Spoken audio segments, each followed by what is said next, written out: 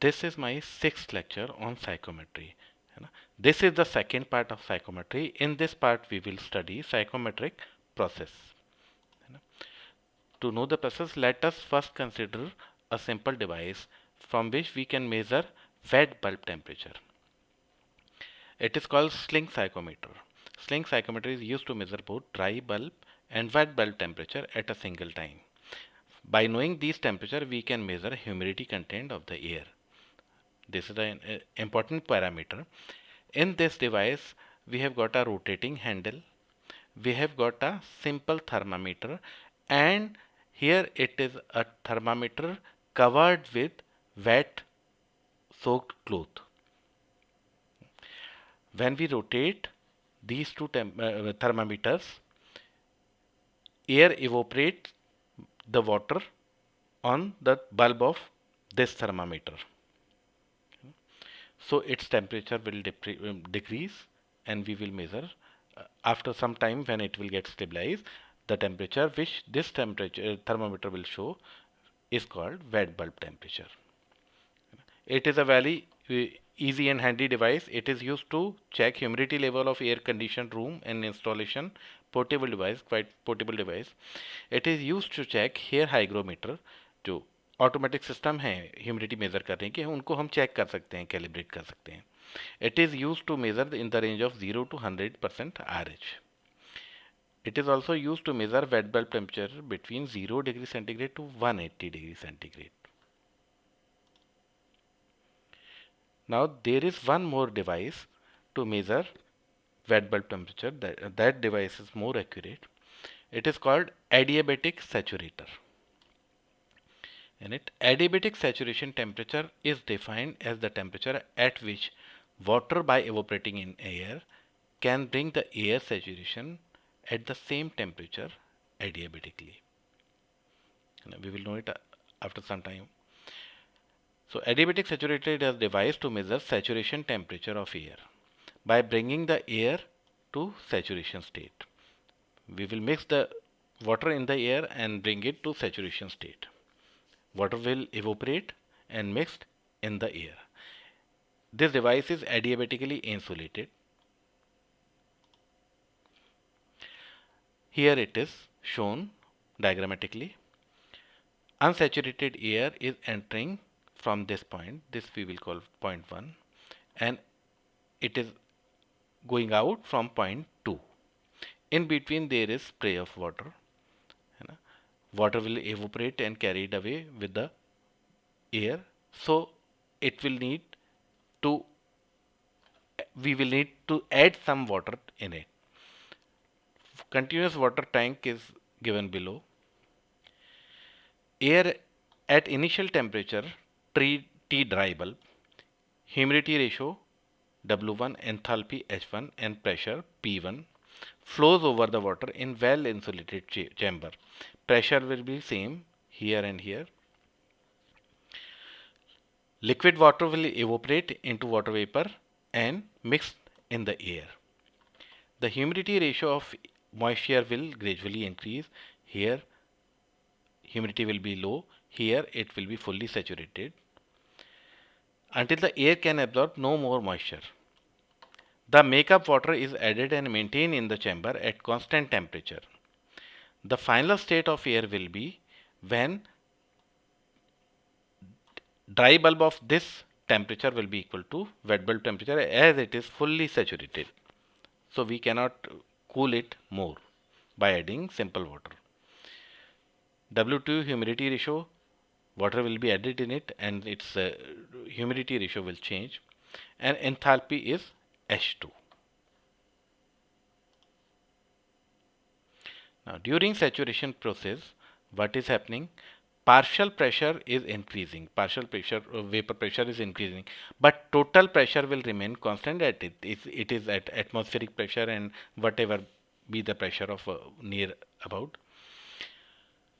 Finally, air reaches to a state when initial dry bulb temperature changes to T d dash, and this will be equal to wet bulb temperature. What remained constant during adiabatic cooling of air by evaporation is wet bulb temperature. We are bringing dye bulb temperature to wet bulb temperature, but wet bulb temperature is not changing. When we are not sensibly cooling the air or sensibly heating the air, its wet bulb temperature will not change.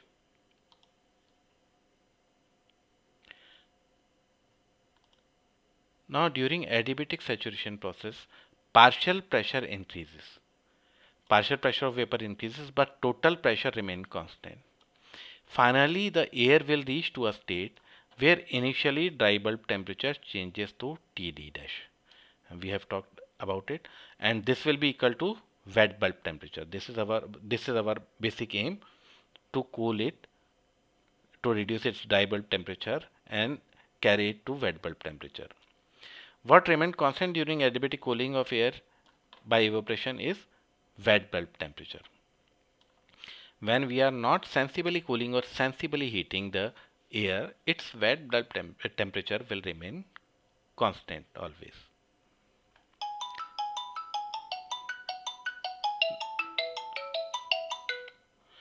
Now we will study this process on a TS diagram. We have got a air at condition A. This is also point 1. This is entry point of our adiabatic saturator.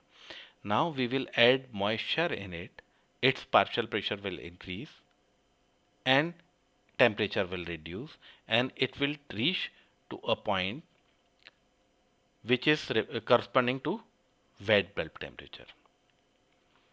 When air enters in the saturator and steady state is reached, that is point 1, the water will evaporate, take the latent heat out of air, it will get cooled, and air will reach to a point 2 where it will be completely saturated. It will reach to a point 2 where it will be completely saturated. And if we measure temperature at this point, then it will be wet bulb temperature. So after adiabatic saturator has achieved a steady state condition, the temperature indicated by thermometer, which will be immersed in water, because temperature of water will be same as temperature of completely saturated air, then it will show wet bulb temperature. The thermodynamic wet bulb temperature will be less than dry bulb temperature, but greater than dew point temperature. We know that we cannot saturate air more than dew point temperature. Water will come out of air in that case. So for all practical purposes, this we will show on next diagram. For all practical purposes, constant enthalpy line and wet bulb temperature lines are parallel.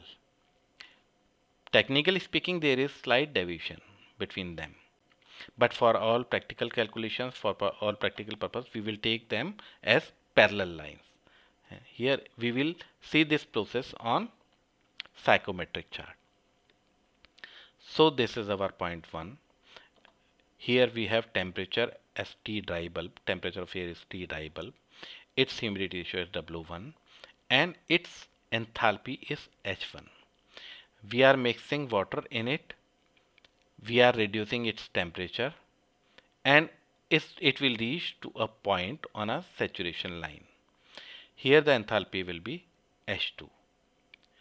For this we can write energy equation.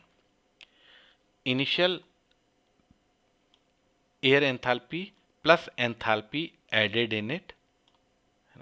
This HF is sensible heat of water.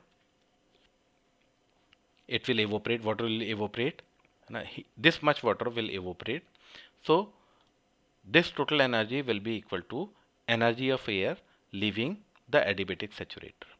Also thermodynamically we know air at initial condition is energy enthalpy at initial condition will be equal to enthalpy of mixture, this is enthalpy of dye air plus W1 HS1. Same is with enthalpy at exit. I am not calculating it here. We will replace this H1 and this H2 with these two equations and rearrange it so we can find out W1, amount of specific humidity of at point 1. or we can also find out specific humidity at point 2. We can rearrange this equation.